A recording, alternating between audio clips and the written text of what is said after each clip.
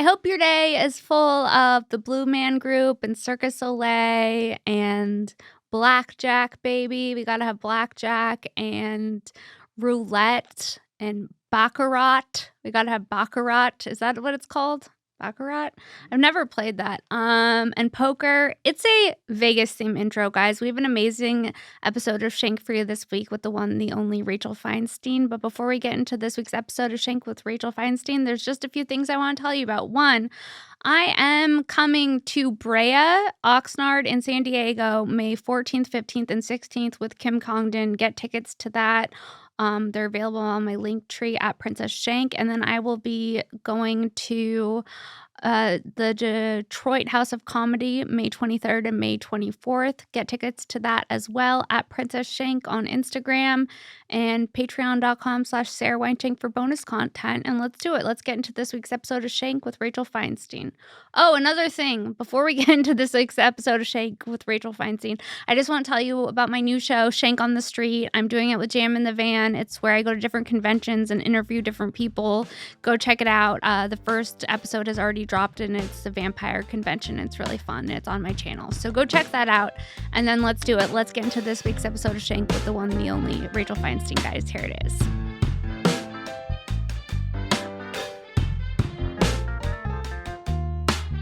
What's up, everyone? Welcome back to another episode of Shenk. I'm Sara Weinshenk, and today's guest is the one, the only comedian Rachel Feinstein, everyone. Thank you for having me. Yes, thank you for coming on. We were just talking about how we last hung out at Skankfest. Yes, and that I brought my daughter like a true pig, but that she's not allowed anywhere near Luis Gomez or Jay Okerson's chain wallet. But that's how you set boundaries, and she knows who to avoid at a young age. Right? Yes, actually, I just did their thing, StoryPod or whatever. Story Wars? Yeah, Story Wars, StoryPod. What the fuck? I don't know. Yeah. But no, Luis is a dad. Nice guy. I'm just being a pig. But no, yeah, I brought her there, but I kept her mostly at the hotel. Yeah, she was with my husband. Who watched her at the hotel? You know what? That's a good question. She wasn't just watching. No, she was. I was with my husband. Yeah, he was there too. Yeah, your husband came to Skankfest? He did. I mean, he was like, we hung out and did like kid stuff during the day. We took her to go see Blue Man Group. You did? Yes. Did you like it? She did. She farted so loud in the middle of Blue Man Group. She farted in the middle of Blue Man Group? Yeah, and it was like so loud, and she thought it was hilarious. She started laughing so hard, and my husband taught her ripped it. She was like, I ripped it! No! I love that. She was delighted with herself. In the middle of Blue Man Group? In the middle of Blue Man Group. Can you believe it, you guys? I've never seen that. It doesn't appeal to me. No, it doesn't appeal to me either. It's stupid. It's like, you have to be on a lot of mushrooms to get it. No, I can't even say it's stupid. I think it's too smart for me because I didn't understand what was going on. I feel like she tracked it better. Really? Like in Blue Man Group, they do all these like good. Look, see, he's redeeming himself right now. Look at that. They kind of like they don't talk, which I didn't know because I never read anything about what I'm doing. Yeah. I always assume somebody else is going to research everything and I just hurl myself someplace. Yeah, that's me too. Yeah, like I just read an email as I'm landing. I would never go watch Blue Man Group before going to see Blue Man Group. Yeah, but like some people might read like a paragraph about it or like kind of know what it was. I didn't know that they don't talk. I kept being like, are they going to start talking? So like, but they just, yeah. Oh, it's I thought they talked. I don't know. I thought like, they don't talk, I thought they were like blue for like 15 minutes and then they said some shit, but they say nothing at all. And there's Is it kind of cool? And there are a lot of my daughter loved it. There are a lot of big boards behind them and they're making like different jokes through this miming. But when I tell you I got none of them, like I don't get those kinds of jokes. Mime jokes? Yeah, they're like miming jokes and they had like, I don't know, there was a lot of jokes about like different kinds of media. You know? No. So it's kind of deep.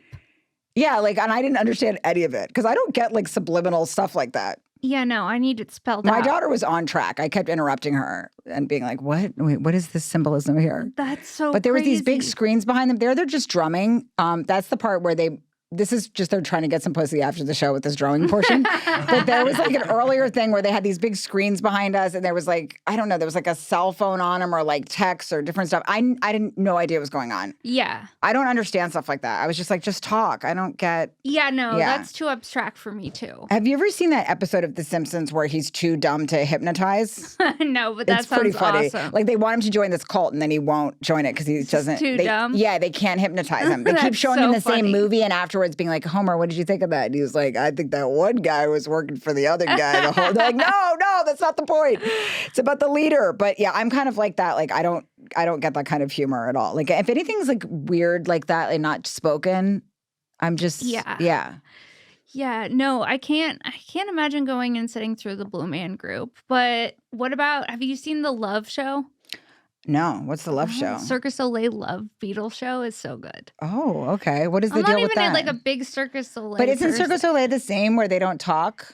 No, they don't talk, but they don't need to in this. Oh, because they do stuff. They do like acrobatic shit, right? Yeah. I've never seen any of these big Vegas shows. Yeah. Is it just like it's just like a lot of whoring and trapeze, right? Yeah, it's a lot of whoring and trapeze whoring, at least like you understand what's going on. There's right? Yeah. And it's like the Beatles, so you're like happy. I don't know. Yeah, the no, Beatles make the me music happy. was really fun like that too. I don't like kind of like moody, suspenseful music. I'm like, that's my inner mind anyway. That's why I can't smoke pot. I'm like a neurotic Jew. Yeah. Yeah.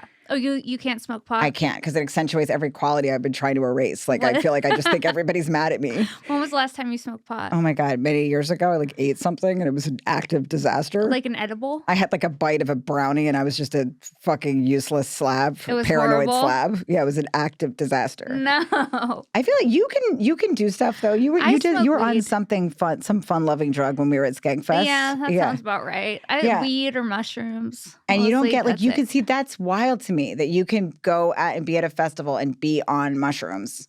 Yeah. I'm like, they always say comics are neurotic, but that's so opposite of neurotic to me that you could just be like, I'll do shrooms and I'll go out and I'm like I feel like I'll connect with them better. Right. Yeah, I guess I see what you're saying. But like I mean everyone, awkward. has their own thing. I vape, which is worse. Yeah, I vape sometimes too. Yeah. Vaping is worse because you can do it all day. I know. It does. And it's very satisfying and fun. Yeah. When I hang out with my boyfriend, he has kids and we'll do it. We can talk about this now. For some reason, he doesn't care about that. But he doesn't care about vaping? Every once in a while I'll get like, but the thing is I lose everything. So I never vape regularly because I would just leave it somewhere, like I just like left a shoe at my friend's house and like my wallet on the plane. Yeah. See, I relate to that because sometimes like when I'm driving and I'll see like debris in the middle of the street, I'll be like, is that my shirt? I feel like that too. What is that? What mental illness is that? It's just a homeless person's thing. I go, is that mine? Yes, like, because it could be. Yes, I feel like for me, there's a good chance it is. Like I leave things everywhere. Like I litter shit everywhere. And one time when we were in school, they called everybody in, like the principals or some person of authority. It must not have been the principal. She would have had better stuff to do. But they found some broken glasses like outside. Okay. And they were like, whose glasses are these? And they like kind of like interrogated us. Like it was like an evil thing. But it was just some broken fucking glasses. Yeah. And I was just, the whole time my face was like hot. And I was like shaking because I was like, oh, they're definitely mine, you little piglet. You know they're your fucking broken glasses, you throbbing pig.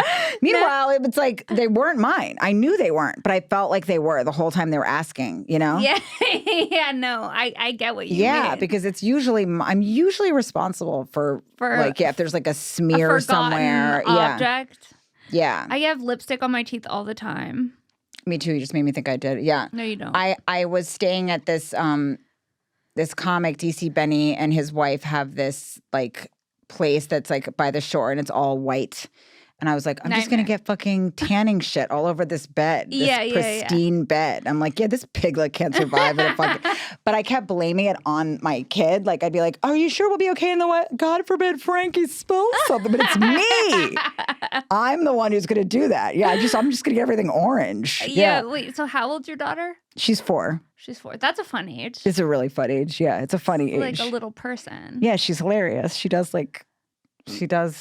kind of like her own act now. She does? She's never seen me on stage. Like, she knows I do stand-up, but she's never watched my actual show because she would just try to run on the stage, you know? Yeah. But she gets the idea that that's what I do, and she's been in, like, the green room a lot, you know? And sometimes after the show, I'll bring her on stage when nobody's in the audience anymore, and just, like, she can say hi in the microphone, and it's, like, exhilarating for her, whatever. But I feel like now she's just getting this idea about stage. And it seems exciting to her because I don't bring her on when I'm, you know, or like I don't like let her watch the actual show. But I feel like it's backfiring because I'd rather she be a firefighter than a comedian. Of course. Of course, yeah. I don't want that life for her. But a firefighter life is hard too, right? Yeah, but it's not as demented as a comic somehow, I think. Yeah. Yeah, I see that. But we were like in bed. I should talk about this on stage. She was late. We were laying in bed the other night, and it was me and her and my husband, and she was in her little PJs, and we were like tucking her in. And then she's like, "Mommy, how about if I open with this?" And I was like, "Wait, open with? How did she collect this language?" No. But I realized that they listen to you way more than you think. What if I open with this? And then she says, this is her opener. She goes, "I'll go on stage and I'll just look at the crowd," which again, don't feel like she should have been like, I don't know, just like not the right, her word choices were too correct. Yeah. She's like, "I'll go on stage, I'll just look at the crowd and I'll go, you guys, I pick my nose like all the time." No. And I was like, that's kind of a fun opener, like for a 4-year-old, you know? And we were laughing so hard, but then she just started furiously picking her nose. I'm like, "No, we're not encouraging you to pick your nose. Yeah. We're telling you that that's really funny, but just the idea, just, you know, stop." It's a good opener. It's a good opener. And then she goes, "And then I'll close with this." And then she said close. She said close. And then she stands up in the bed. This was the least thing I could have ever expected her to do in this moment. She stands up in the bed, turns around, pulls down her little frozen pajamas, moons us. No. Okay? With No. a little dumb 4-year-old butt, opens and closes her butt. No. And I'm like, "P, did you show her Ace Ventura?" Because he's always like showing her shit that she shouldn't be watching. You know, he's like, "I did not fucking show her Ace Ventura." And she goes, "Mommy, no, I did that." Like, she's like, "I'm not a joke thief, bitch. I wrote that." Yeah. This is my closer. Yeah, this is my own closer that I came up where I open and close my 4-year-old butt. That's so funny, dude. Yeah, she was offended when I asked her if he showed her Ace Ventura. He's like, "I swear to God, I didn't." He didn't show her. She just, it was some parallel writing there. That's fucking crazy. How did you meet your husband? We were set up by a mutual friend who's married to like one of his coworkers, and I was hanging out at steakhouses because I wanted to meet a guy, and I heard that men hang out at steakhouses, and yeah, it worked. I was in a dark time, and I was hanging out at steakhouses, and then my friend was like, "Yeah, it was dark. I'm not proud of this chapter of my life." No, I'm not judging you at all. Yeah, if someone would have pointed me in the direction of a steakhouse, I would have, been loitering around there too for a few years. Yeah, it was Patty Stranger and Millionaire Matchmaker. No. I wasn't trying to find a millionaire. Obviously, I fucking married a fireman. I was just trying to find like a guy, like a dude. Yeah. And she would try to she had some tips about what men really want. Wait, but did they you were meet with pretty her? deranged. No, you just watched her. I watched a lot of her. She also said to bake men a cake or something on the first date, which looping back, I think that's a little unstable. Just bringing a cake on a first date is wild swing, dude. Yeah. If someone would have given me that advice at the wrong time, I could see myself bringing a cake. I remember in high school, I made a guy a cake that I liked. Oh, you did? That's it was kind of aggressive. Sweet. It was too much. It's sweet in high school, but as an adult, it's insane. But my sister actually baked the cake, and I took the credit for it. I would do that, yeah. And then you brought it to the guy? I brought it to the guy. And at school? I brought it to him, yeah. He went to an all-boys school. And how did you give him the cake? Oh, sweetie, I showed up in full makeup with the cake. I don't know. I don't even really remember. I just know that it said his name on it because his name was JP. And it was in a heart. And I dropped it off. And then I ran away.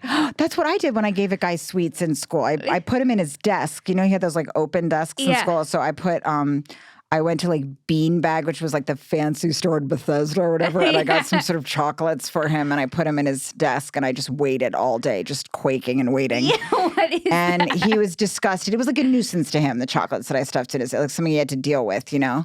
And then he didn't like it at all. And then he was a dick about it, Robert Guroff. And then, when the guys are they play and like kickball, and they have those like they put their t-shirts on their heads. You know that like emotionally unavailable like t-shirt turban kind of years. Oh yeah, no, I hooked up with one of those late in life. Really?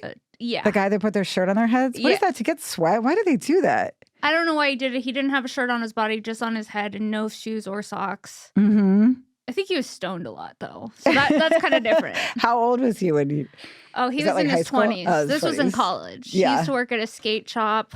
That's cute. I used to skateboard. I liked skaters because skaters were like comics. They were funny and dry, and they were like dry comics. Cool. Yeah, they like have a hobby that's not lame. I got a Jason Lee board that had like a big hamburger on it, and then it said like it looked like the Burger King sign, but it said Jason Lee, and I thought that board was so cool, but I just couldn't skate. Like, and I tried forever. I could do I learned like a kickflip after like 6 years or something. But I was like, I tried to skate too, and I couldn't. What was that? I learned like 2 things, but I was bad for pretty much the whole time. Yeah, and I tried like hours in mall parking lots trying. Yeah. I had the shoes. Yeah, that's what I liked, the outfits and the hang. But I've always kind of been in it for the hang. I feel like even now I'm more in it for the hang. I'm in it for the hang, too. I remember I hung out with a lot of hacky sackers. Yeah, they were fun, too. They had they were skaters were the kinds of comedians that I always feel like is a real comic, and I'm like a fraud. Those guys that write those like really clipped kind of dry jokes, which I've never had that skill. Yeah. And I feel like that's how skaters were. They would just say like quick, ironic things half the time, just like the fucking Blue Man Group. I didn't know what the fuck they were talking about, but I just thought they were like dry and quick and like kind of distant and a distant skater. A distant skater. You dated a guy. Okay, so the guy that you left chocolates for in his desk, he used to run around with the shirt on his head. Yes, and thank you for looping back to that. Yeah, no. That was some fucking impressive interviewing right there. He kind of like dribbled the ball near me. Okay. And when we were watching them play kickball, and I was just sitting there, waiting for him and seeing if he got it. I put a note in it, and I wrote in like very like bubbly ladylike, but I thought it was like a lady's writing. I thought it was like real fucking soap opera writing. I wrote like love always, Rachel. Oh, so strange. We had no relationship, just love always. And so I put that note in his desk, and then he kind of dribbled the ball towards me, and he slowed down, and he was like, I'm allergic to chocolate. And then he goes, and sides, which was the cool way to say besides at that time. He was like, and sides, I smush it in the rug. Fuck you, That's Robert what he Groff. said? Yeah. He smushed it in the rug? Yeah, I'm surprised I'm not a heroin addict. That was a lot of pain early on. Rug? Yeah, my little beanbag fucking chocolate bar. He said sides? Sides. I smushed in the rug. No. Also, why would he smush? That was a lie, now that I think about it. Why would he smush it in a school rug? He'd get in trouble for that. He's an asshole. He's a dick. Did you cry? I'm sure I cried a lot. That would have pushed me over the edge, Yeah. dude. I definitely loved him for a long time, and then I had a lot of unrequited loves in high school too. Yeah, really? just long deep obsessions. Yeah, really long obsessions. For too long. Me too. And my friends would know about it. Are you okay? Because when you're that age, it's like you don't really consider whether you have a chance of ending up with the guy. In my mind, like if you love a guy, we're married. We had a rocky marriage, but because he didn't want to have any contact with me at all, but like we had a marriage. Because when you're that age, you're like, I love him. Like it's going to work out. Longing for him. Yeah. Yeah. It wasn't even just he's my husband. He's got some issues in rehab right now, but we're going to be together. Yeah. What is that? I think it's that time you can't deal with the possibility. You can't confront the possibility that they might not have the same emotions towards you. And it's like your hormones are all out of whack or something, and you're like, I just had so many guys that I had deep longings for, and I would like read like poetry. I would write poetry about my crushes. Yeah, me too. I wrote poetry too. Like, well, not you couldn't call it poetry. It was just some I don't know what it was. Some witch's scribble. But I read it recently, and I was like, dude, I don't know if I've ever felt like that again. Yeah. I was like, this is a little too deep. Did you have journals? I had a lot of journals. I had journals, yeah. It was mostly about boys. Me too. It was all about boys. It was all about boys. All about boys. One time I wrote in my journal, like I went out and I got drunk and tripped with my friends because I used to trip when I was like in 7th, 8th grade on acid. Oh shit! That's probably why you're good now. Maybe. Really? Wait, how do you figure that? Because acid's wild. What is it? Tell me about acid. Acid is like a hardcore drug, dude. I've done it. We did it when we were 13 and 14. That's crazy. Yeah. We would spend the night at my friend Edie Fortuna's house, and she had this big, huge Catholic family, and like they just didn't notice that there was like 4 girls downstairs with one of their 5 kids doing a hostile amount of acid. And that's crazy. Yeah, and then what would you do? We would trip all night, and we would sneak out of the house and like go meet guys at the park and stuff. And on acid? On acid, yeah. This is like a parent's nightmare. By the way, I got paranoid, but I didn't then, you know, yeah. For some reason, not as much as weed, but my friends were, I was really prude. So my friend was out like getting fingered in the woods or whatever. Yeah. And I would just sit on this tennis court with this one skater guy and like talk to him for hours. And one time I just took off my like sweatshirt. I had like a Santa Cruz sweatshirt or something. And I was just sitting on this tennis court in like a red bra that I thought would really arouse him. And then he just said nothing at all. No. And we just sat and talked for a little while longer, but I was just in a bra. No. Talking to him, like sitting on my dumb Jason Lee board. And then I just put it back on again. I just put the sweatshirt back on again, and there was no discussion.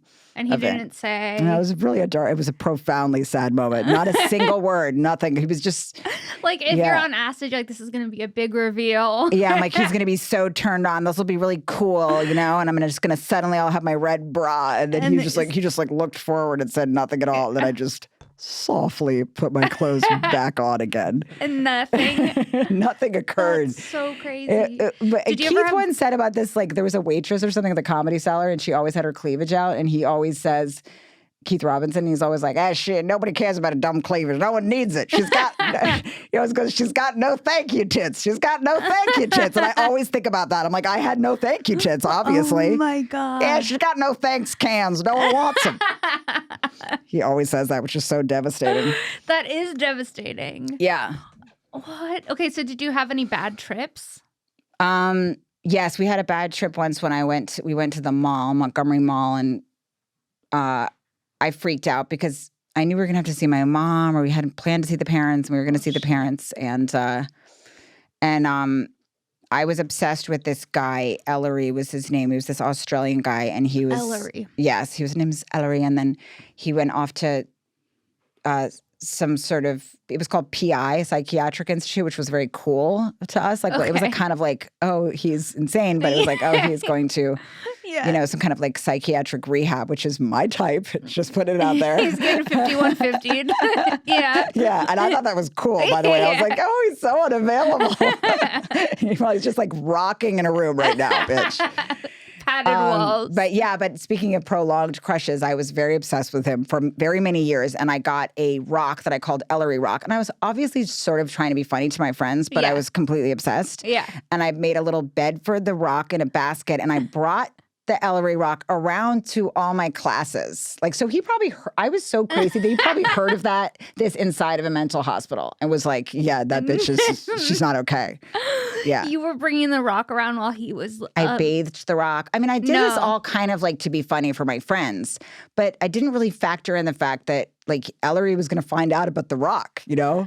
Yeah, I did weird things too, though. Like I brought in 7th grade, like too old, I brought a chia pet to school, and I was like, can this be the class pet? That's fun. See, that is kind of a college thing to do. Like, you want to do something kind of surprising. The teacher was like, sure. I was like, cool. Really? That's a cool teacher. I guess. And then I had to like take care of this chia pet. That's kind of cute.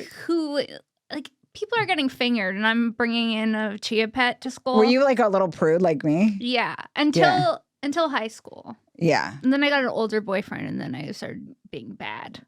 And did you, when you were a kid, did you like get good grades or no? No. I had to try really hard to get like B's. Yeah, that's not bad. You know what I mean, that's though? Good. But I had to try really hard. Yeah. And I had a math tutor. I was really bad at math. I had a math tutor too. Yeah, I was terrible at math. Math still makes me cry. My math tutor used to bite his shoulder in the middle of teaching me. Like it was like a tick. He'd go... And my mom thought I was making it up because she thought I didn't want a math tutor anymore, which I didn't. But I'm like, dude, Mom, I'm telling you, he eats his shoulder. And she's like, I don't know, Sarah. And then she walked by one day, and there he was, gnawing on his shoulder. She caught him, too. And I was like, I told you. Where was he tutoring you? At my house, my parents' house. I was just talking about, it's funny you brought up a math tutor because I was talking about this on Wife of the Party. Yes.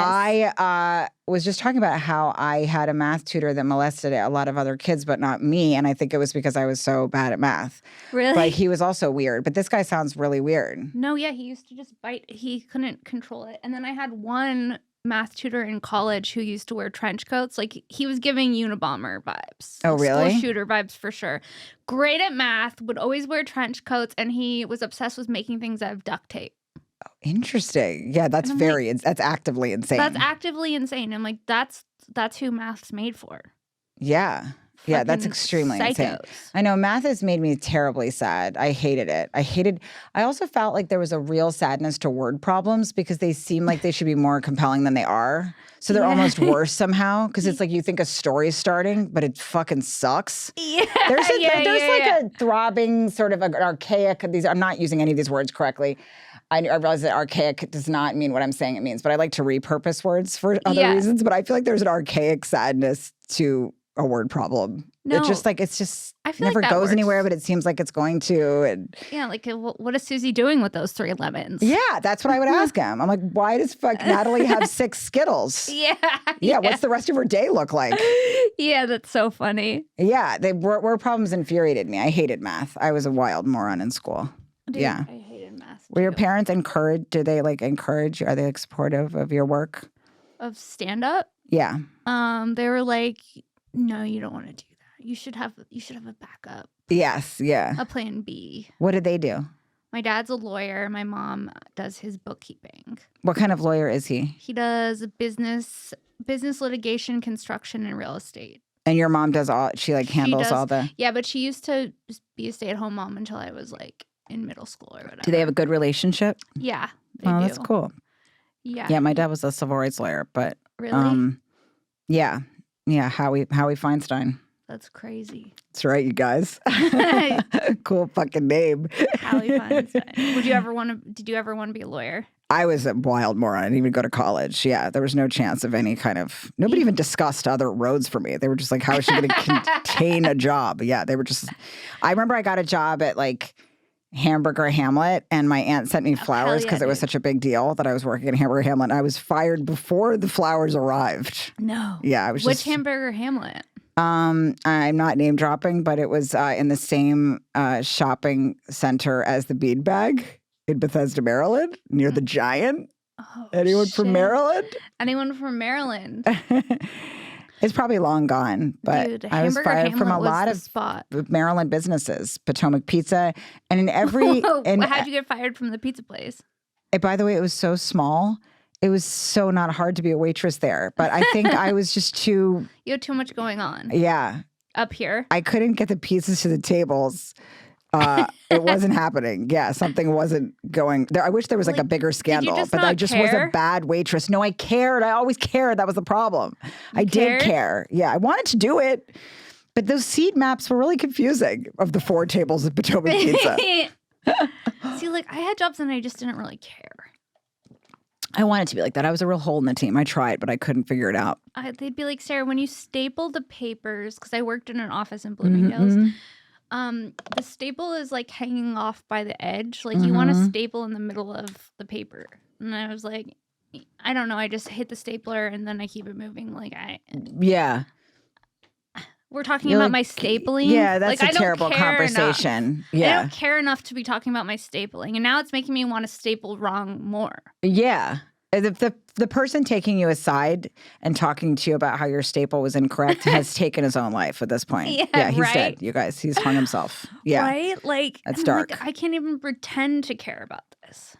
I mean, I'm not going to say it was my number one priority to be good at Potomac Pizza, but it was a painful firing because it was a cool set of people that I wanted to be in with. Yeah. It was a cool set of people? Yeah, it was all the rich girls in Potomac. Yeah, it was all the rich, hot people. And they partied after Potomac Pizza. And I thought I was going to be part of that circuit finally. And then I was just fucking freshly fired. The Real Housewives of the pizza place? Yeah, it was painful as shit.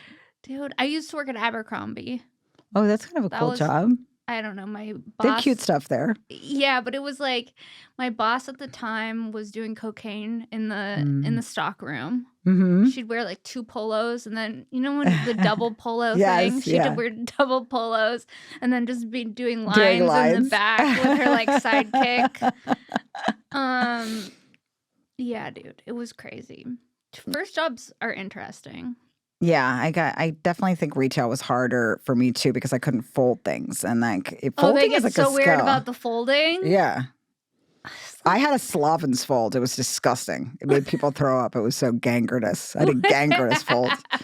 I was fired at like 4 hours from the store because he was disgusted with my fold. He was just like, ugh, pig, get out of here. Sloppy.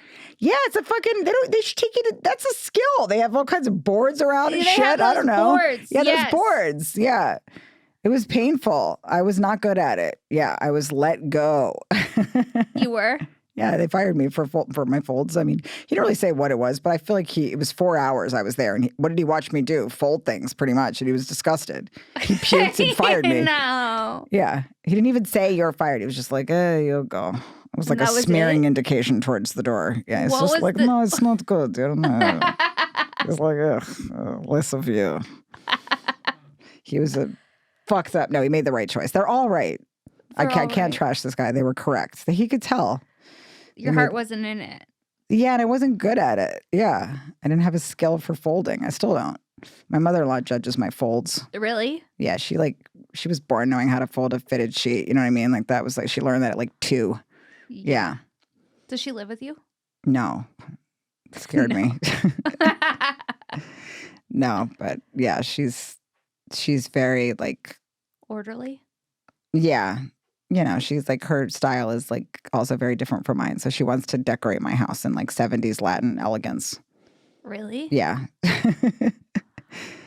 That's like my mom likes like she'll show me like 3 different paint colors and they'll all just be different types of white. Kind of like American Psycho, like eggshell. Yeah. Like when they're looking at the business cards, I'm like, Mom, these are all the same color to me. Yeah. The beige mom. I'm like, I don't know the difference between bone and eggshell. It looks about the same. Does your mom have like, what's her vibes? Like, how does she do things? My mom is a really good watercolor, which is, I feel like she should just really go off and do that. But I don't know if she will because she's waited so long, but she's really good at it. Like freakishly So she's very creative. She's very creative, yes. But she's like clean lines. And do they ever come watch you? Yeah. They do? Oh, they haven't in a while. That's cute. Do they care like when you say foul things or does it bother them? No. Well, I think they're desensitized at this point, right? Yeah, my parents too, yeah. But my mom would probably act like she was down with it. I don't like that. I'm like, well, it's not for you. Here's the thing. Like, I didn't write this joke thinking my mom's going to love it. Yes, exactly. Yeah. I'm like, your mom shouldn't like your art. Yeah, right? They're not supposed to. Yeah, I made accidental eye contact with my dad once when I was saying the words mediocre hand job, and it was one of the worst days of my life. Yeah. Did he say anything? No, he was like real jazzed up. That made it worse. I would have rather he'd been disgusted, but he was like real open to my tail there. No. Oh, it was horrifying. Yeah. It's kind of gross when your parents are real supportive too. Like you don't want them going down those lanes with you. It's disgusting. It's disgusting either way. Yeah, they're like too liberal. They're just really open. They're on board with it. Yeah, my mom like mentioned something about her orgasm journal, which I've never forgotten in my life. I can't think about it. I can't think about it. I got to disassociate and go like a meadow where it's safe. No. That's like one time this vibrator company, I was like, was I living at my parents at this time? I was living at my parents. It might have been during the pandemic. They sent me like a bunch of vibrators and my mom opened them and was so upset. Was she really? Yeah. And I was like, well, what do you want me to? I don't know. I'm getting paid to make content. She's old school then. Like, that's funny to be bad about vibrators. Yeah. It's so like. Yeah. It's like, wake up, Debbie. Yeah. Fucking get involved, Debbie. Get involved in the vibrator train, Deb. Listen, Debbie, you need a vibrator. Was she worried that you were going to be like peddling vibrators or something? I don't know. But at the time, it was like $2,000. And I was like, yeah, so what if I am? Yeah. And if I am peddling, I got that sack of vibrators from the podcast. I think it was probably the same one. Yeah. What was it called again? I don't know. I've gotten them from several different companies. Okay, but whatever. There's a certain podcast. Was it Valeska? Yeah, Valeska. Yeah. So they sent me a bunch of vibrators, and And then my stickers. housekeeper came over and like cleaned and organized them like around. I think she didn't know what they were, but she like organized them on a shelf. So there was just like it was so dark. Yeah. She like it was like in the middle of like a figurine my mother got me from Mexico. Yeah. No, yeah, because they were all like weird designs. Yeah, they were like weird designs, and she thought they were little sculptures. Yeah. So she put them in between like water paintings on my shelf. No. Yeah. That's so funny. Yeah, my mom was like, I don't know. Can you come get this? I thrashed her and fired her for that. I was like, that's it. That's 4 lashings and you're out. I will tell you. Everyone knows I'm kidding, right? That I don't beat my housekeeper, right? Yeah. Everyone knows that you're kidding. I will say that when I was like in middle school or high school, I had a vibrator at my parents' house, and one day it just disappeared. And I'm like, Debbie? Or was it the cleaning lady? Or was it Debbie? It just disappeared. It just disappeared. That's really funny. I don't like that. Was there an animal? It was probably the dog. It's always the dog. It's never the maid in the drawing room or whatever. It's the dog. It's the dog. Yeah. Was there an animal there? Yeah, but he wasn't allowed That wasn't upstairs. his thing. It wasn't his thing. Yeah. He was gay. He was gay. Yeah. That's scary, though, a missing vibrator. That's a daunting feeling. A missing vibrator. Yeah. Especially as a teenage girl. You're like, that must have been, were you really scared that's about my lifeline. I was like, where did it go? Am I in trouble? Like, is someone going to find that and now I'm in trouble? Yeah, or did the cleaning scary. lady take it because she was horny? No. Or did she throw it out because she was disgusted? Like, yeah, there's such shame around sex at that age. Yeah. Yeah, I was like on such a mental journey. Everything I did, I thought, hey, I had AIDS at that age. Everything. I was like, now I have God, AIDS again. Too. Shit, I'm teeming with AIDS. Yeah. Me too. You too? Yeah. Yes, because they'd be like, if you use a phone booth and you can get a syringe. Yeah. Remember that? Yeah. I'd kick movie theater seats because they said that we could get AIDS. There'd be AIDS needles in the seats. We would go to the movie theaters and kick the chairs. I never heard that rumor that there was AIDS in the movie theater. You didn't? Yeah, dude. They said that there is AIDS needles in the seats of movie theaters. So all my friends and I would go. We'd kick all of them, and then did you try to like kick the needles out before you sat down? I never did like a scan for heroin needles at like AMC. That's amazing. I never did thought that of that all the time. Wow, didn't hear that one. I just thought like, that me and my friends would pretend like one was the guy, one was the girl, and like make out with each other. And then somebody told me that would give me AIDS, and I just thought I'm like, I have a buttload of AIDS then because we've been doing that for years. You have AIDS. Yeah, I always thought everything was going to get me. Yeah. Because I didn't have hell because we were Jews, so we just it was just AIDS. Yeah, I didn't worry about hell. You just worried about AIDS. Yeah, it's AIDS or hell. Yeah, I was worried about which is the name of my AIDS or hell. No, my one-woman show is called All the Way to Rape and Back Again. You guys, it's going to be amazing. No, I'm just kidding. No. I skid in like I barely made it back from my assault, from my own assault. Like I'm like, ah! And then I have a big hat box. It's great. I love that. Yeah. Where did you start stand-up? I started in New York on the Upper East Side. I met a guy in a bar, and he said he did comedy, and I asked if I could go on and try his show at the bar that weekend. Yeah, and they like put me on this bar show. And then you just did it? I bombed pretty violently, but I thought that I did better. Yeah, I thought I did great. I felt like that for years. Yeah, right? I was like, I'm going to still do this. Yeah, I can't think of what would have propelled me to get back on it. Because I remember my girlfriend came and she was like all excited that I was doing this. And I could tell by her expression that I didn't do as well as I thought I did. Yeah. Like she seemed like she needed to get out of the building. That's the worst. I know when your friends want to leave. I know. Your friends are like, oh my God. Yeah. Your friend's like, I gotta go. One of my mom's friends I saw recently, and she was like, oh, my son tried stand up. She goes, oh, he had one of the worst shows. It was like a disaster. I thought, I better go home. And I was thinking, imagine if your own mom doesn't want to be seen with you after you get off stage. That's bad. Did you bomb like real bad like that at the beginning? I had pretty bad bombs. I was at a high school once, and this guy screamed, "Get off the stage, Super Mario Brothers," because I was wearing these overalls, and that hurt. No. Yeah. I did a lot of bringer shows, so it didn't really matter. But I would bomb in front of like a lot of I would come with like an audience of 10 people that I knew. Yeah. And then I would just bomb in front of them because I grew up in LA. So I'd be like, hey, you want to come see me do stand-up? And I didn't really have a set yet. Yes, and I did that too. Bomb in front of them. Yeah. Yeah. A lot of bombing at bringer shows. A lot of bombing in front of people that I knew. I know, it was really terrible. And then after doing that for like a few years, then no one really comes out anymore, and then you just move past it. And you're like, I'm actually kind of good now. You guys could come out. You could come. Yeah. I don't have to bring you to perform, like, turns out.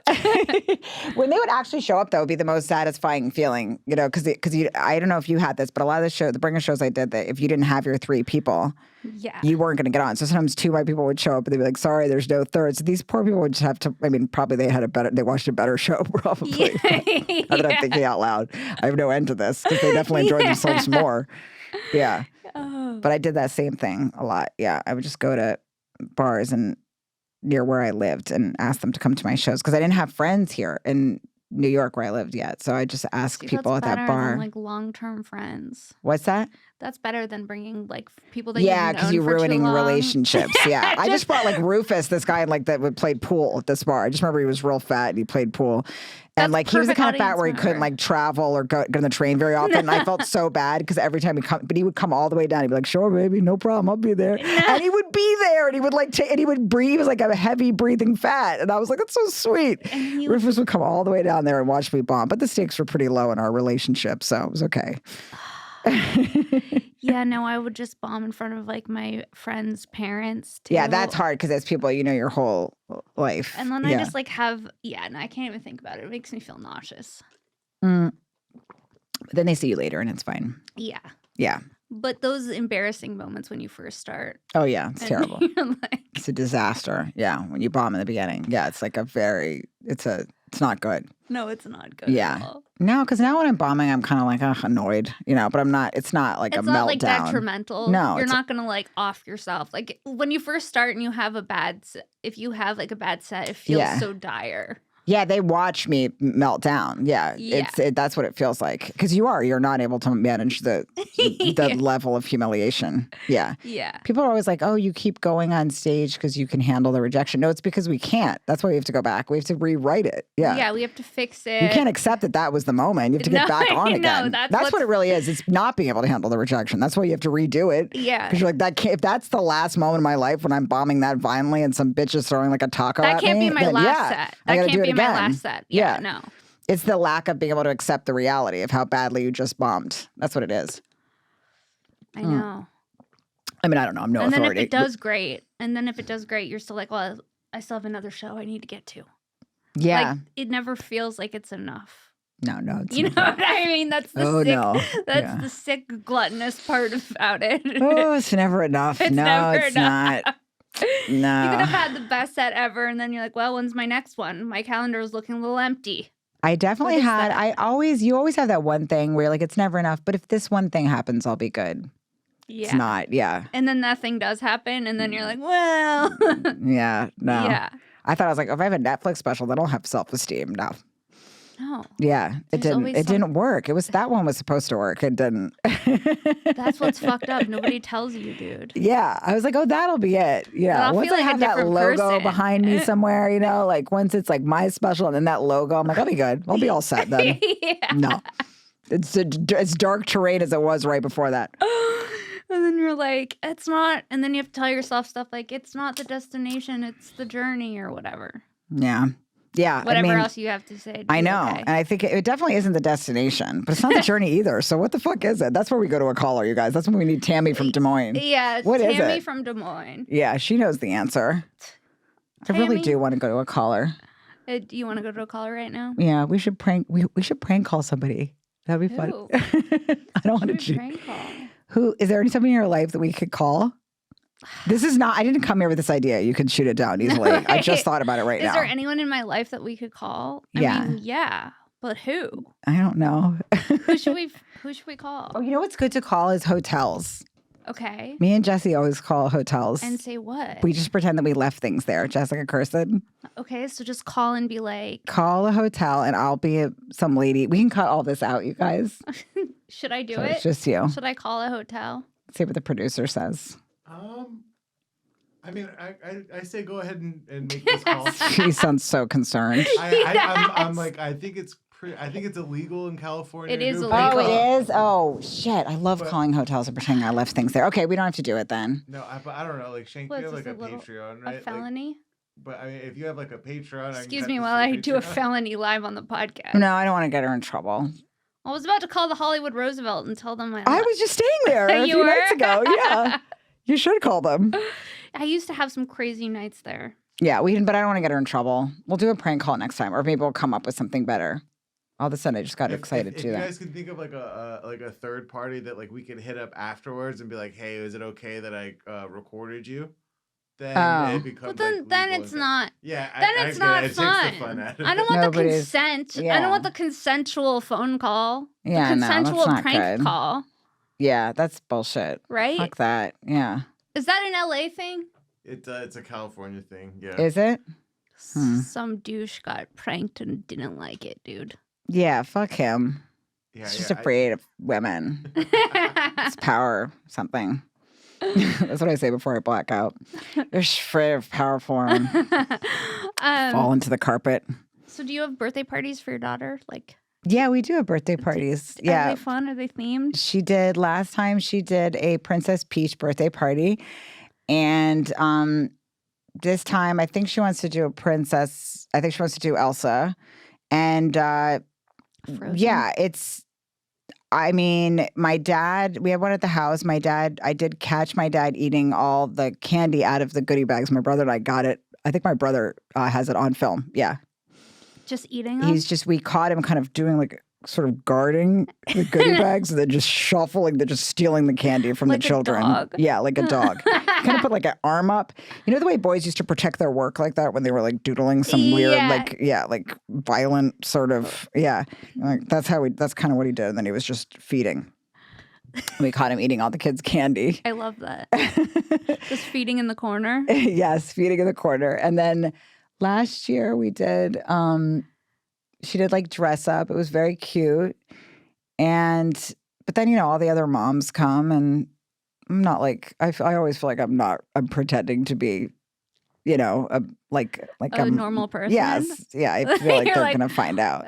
Yeah. I get what you mean. Yeah. I feel like a fraud in that world. Imposter syndrome. Yes. Where you're like... Yeah. Hi, I'm a stand-up comedian, but this is my kid's birthday party. Yes, I always feel like I'm doing wrong. And they kind of know that I'm not just this because they can see if they've seen any of my material, they could be like, yeah, but you're an animal, Yeah. Yeah, so that's kind of how I feel. Like I feel like I'm impersonating somebody when I'm with other moms, and I just feel like they're cleaner than I am somehow or something. Yeah, I think that's just like a normal fear. Yeah, right? Probably a lot of people feel like that. Like when because my boyfriend has kids, and when it's the birthday party, I'm like, this feels like when a lot of kids come over and you're like trying to keep it together. Yeah. Like this feels crazy. How old are his kids? 4 and 8. And so will his ex-wife be there? His ex-wife wasn't at the last one, no. And so what is it like? So it's just you and the kids? It's like and the ex-wife isn't there? And him. That's interesting. Well, he also was like single dadding it, so he invited. I go, babe, how many people are coming to the party? He goes, I invited the whole class. I go, really? What? I go, where's so like you're the only woman in his post? life like explaining how to do stuff. He's like, I was like, you didn't have like a paperless post? He's like, no. I dropped off some flyers to school, and I said, you're having a flyer party, and he's like, yeah, and I was like, that's fucking crazy. He's like, I just dropped off some flyers to preschool. I invited the whole class, so there's like 25 kids in the class, but then all of the kids had siblings. So and then he didn't know. So he's kind of he's a single dad. It was like a 50-person party. It was like a miniature festival in his backyard. By the end of it, I was like, I've never been more tired in my entire life. Is he in our world? Is he like a comedian? No, he's not a comic. Is he like a producer person? Or? No, he's a not model. In our business at all? No. Interesting. But you don't want to say what he does? He's a model. He's a model. Interesting. Yes. Okay. Yeah, I didn't think I was going to end up with a male model. But he's cool. He's really cool, yeah. And how did you meet him? We met on a dating app. We met on Raya. Oh, that's cute. Yeah, we've been together for like a year and a half. And so how are the kids with you? The kids are sweet. Yeah. I used to, before I had my own kid. I was married. I was not married. Dating a guy for a while with kids, and I loved it. I was like into the stepmom thing because there's no responsibility. Yeah, it's the best. Yeah. And do you want to have kids one day? One.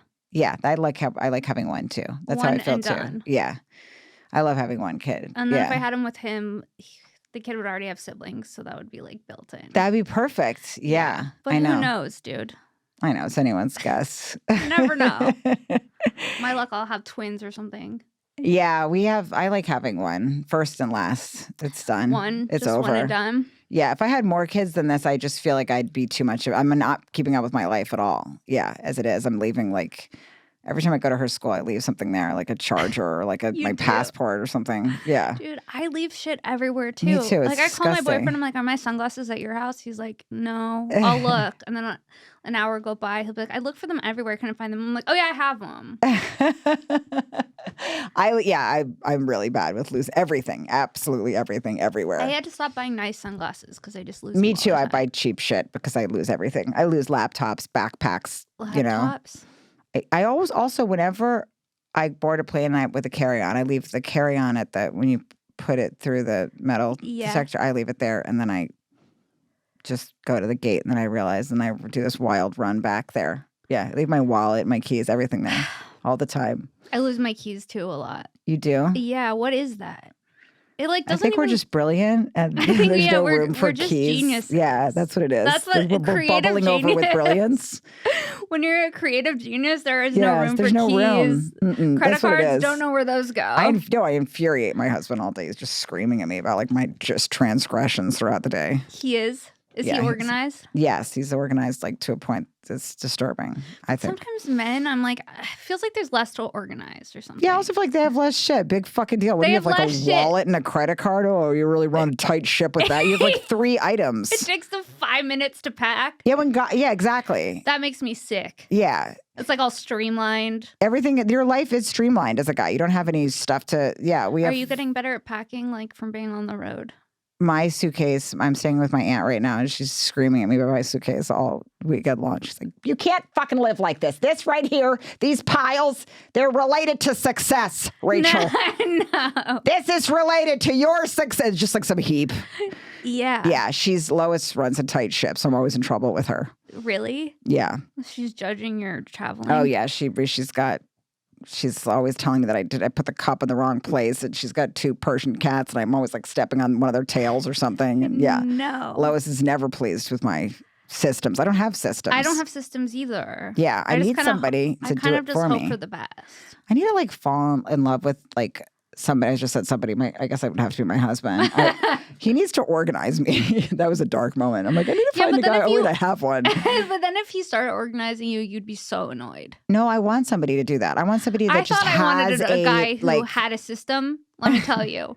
I wasn't into it. He'd be like, really? When you're loading the dishwasher, he would criticize everything I did. He'd be like, when you're loading the dishwasher, you got to do it like this. I'm like, I'm just proud that I'm loading the dishwasher. Yes, I agree. And my husband also said there's a right and a wrong way to load a dishwasher. I'm like, oh, you're a good time. Yeah, that's what I mean. What a fucking fun sentence, you dick. Yeah. No, but there's a difference. He has all these things, but he doesn't try to fix or help. I want a guy waiting for me with a portable charger at all times, just like standing there with a portable charger, you know? Yeah. No, he doesn't want my shit to get on his shit because he thinks I'm going to fuck it up. I'm going to get smears on it and I'm going to fuck his shit up. Yeah. I do get smears places. Like sometimes there'll be like an orange smear on the wall. That's my tinted, a smear, that's me. That's my tinted moisturizer on the wall.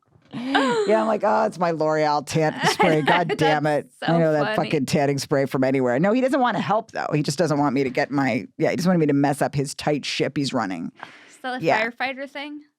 I think so, yeah. My friend told me it's because another badge banger said that it was because of the morning. A badge banger? Is that what they're called? Yeah. Or chuckle fucker, but a badge banger? It's siren slut or badge banger. Yeah, but she said that it's because of the morning drills at the firehouse, and they get everything ready, and because he's a chief or whatever, and they like organize their shit. And so she said that's why they're like that, and also because they're probably all molested or something. That's what I say to him whenever he screams at me about that kind of shit. You're like, oh, sorry, you were molested. Whenever he's just like, why are there 4 open salt? I'm like, why were you molested? Figure it out. Yeah. Yeah, probably. Or because he saw a guy die in the train tracks and he feels like if he can, like, all the repressed memories from being on the job, he feels like they'll all go away if he can just, control my nightstand or something. I don't know. Yeah. Don't feel sorry for him in this. It's me. I'm the victim. Yeah. It's not, yeah. I started feeling bad for the trauma. No, don't worry about the fire that. It's fine. It's fine. He's fine. Yeah. He's fine. No, but it's that, I think that's what it is. Like, you have to control somebody else. Like, if everything's fucking okay, everything's, like when I was pregnant, he just kept being like, baby's gonna get here soon. We gotta start taking this seriously. No. We've got to start taking this seriously. I'm like, fuck you. I'm 9 months pregnant, you dick. I'm taking it seriously. Because he had a fucking stopwatch because she was handling it like a chief. Like, he was just kept making me open and close the same pack and play. I'm like, get off my dick. Did he really? Fucking nap. Yeah, we kept timing how long it would take to open and close a pack and play. And doing these kind of like, yeah, he would do these drills because that's what he does to get ready for something. Because he does drills. Put a diaper on some doll or something like that. You would do drills? Yes, he'd do drills. He's unwell. You would do diaper changing drills? He would try to get me to, and I tell him to fuck right off. That's so funny. No, he was always drilling me, and I'm like, this is not the energy. Right? You're supposed to be washclothing me and like giving me tea and shit, not drills. Yeah, I don't want to. You gotta start taking it serious. Baby's gonna be here before you know it. No. We've got to start taking this seriously. Which, meanwhile, now that I have a kid, I do it all anyway. He doesn't know. Yeah. Yeah, he doesn't know. Like, he can't like plan a kid's outfit or anything. Like, yeah, he doesn't know shit. No, he doesn't know. He dresses her like Steve Jobs or something when I go away. What if you're out of town? Does it show in the way he your has people that dressed? are helping him. He's never alone. Like, my mom is with him or somebody else. Yeah. Okay. And when he's at the firehouse for like half the week, I'm alone. But he's not. No, he's always got to have like teams of people. And he plays with her, but I'm saying like for school or for anything like that. Like, yeah, I remember my dad did my hair, and I felt it's a mess. Yeah, it was horrible. Yeah, he can't like get her to school or do her hair. Yeah. I remember my dad tucking me in too and being like, "Oh, this is gonna be a fucking disaster." Yeah. Whenever Howie rounded the corner to tuck me in, I'm like, "Dad doesn't know how to tuck in." Yeah, no, just he can't such handle a different energy. Yeah, he doesn't. He has like one task at night, and it's just to put her in her pajamas. And she's never in them. She's in like a full ball gown with like a wand asleep every night. Yeah. Oh my God. And then when he dresses her like to do anything, I actually talk about this on stage, but like in the middle of a tantrum, he was like, "Well, do you want a dog?" I'm like, "You can't give the kid a dog. She just kicked me in the tit." Yeah. No. He doesn't know what to do. Yeah, he doesn't know anything. You want a dog. Yeah, that's what he thought. He should offer her a dog in the middle of her screaming. Her real quick. Yeah. He doesn't know. But he like plays with her all day and goes to the park and stuff. But in terms of any like school thing or outfits or like I know what needs to be in her backpack. Like, right. Yeah. People are always like, "Are you ready to be a dad?" Of course he is. He doesn't have to know shit. I have to know it all. I feel like in my head. It's the only thing that's there. Yeah. And then there's like some Jaeger or something. That's our podcast. That is our podcast, you guys. I've been a filthy little swine. So what day does this come out, Xavier? The 23rd. The 23rd. So if you have anything you want to promote, what is the 23rd? You could just watch my Netflix special, Big Guy, which is still streaming, and go to my website or go to Punch Up Live, and all my tickets are there. And I think I'm in San Francisco and New Jersey and a bunch of cities. But follow me on Instagram, Rachel Feinstein _. I put my tickets there too. Yeah, go get tickets to see Rachel. She's hilarious. Get them. Go see her live. Thank you. Yeah, and thank you so much for coming on. Thank you for having me. You're welcome. And I'm coming to Brea and Oxnard with Kim Congdon May 14th and 15th, and then San Diego May 15th. Is that right? I thought it 14, 15, 16. I thought it went San Diego, Brea, Oxnard. No, San Diego's the last one. Okay. So it goes Brea, Oxnard. So it's 14, 15, 16. Yeah, 14th, 15th, 16th. And then I will be coming to Detroit, House of Comedy, May 23rd to May 24th. We're self-taping. And that's all. What'd you say? I realized we were still taping. I was You're I'm great. A dizzy bitch. No, it's fine. You're great. And then patreon.com/Sara Weinshenk for bonus content. And we'll see you next week. Bye. Thank you. Bye.